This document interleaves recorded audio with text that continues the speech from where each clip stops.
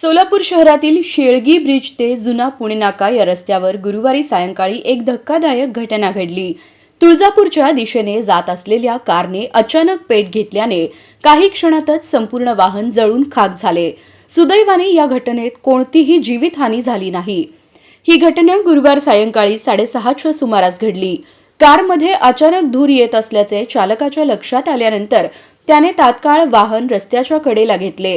परिस्थिती गंभीर असल्याचे लक्षात येताच गाडीत असलेले सर्व प्रवासी वेळेत बाहेर पडले आणि मोठा अनर्थ टळला। घटनेची माहिती मिळताच वाहतूक पोलिसांनी तात्काळ त्या परिसरातील वाहनांची वाहतूक थांबवून सुरक्षितता सुनिश्चित केली। त्यानंतर अग्निशमन दलाला तातडीने कळविण्यात आले। अग्निशमन दलाने घटनास्थळी दाखल होत काही मिनिटात आग नियंत्रणात आणली।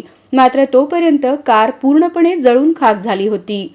आग नेमकी कशामुळे लागली याचा तपास सुरू असून प्राथमिक अंदाजानुसार तांत्रिक बिघाडाची शक्यता वर्तवली जात आहे। पोलीस व अग्निशमन विभाग याबाबत पुढील तपास करीत आहेत।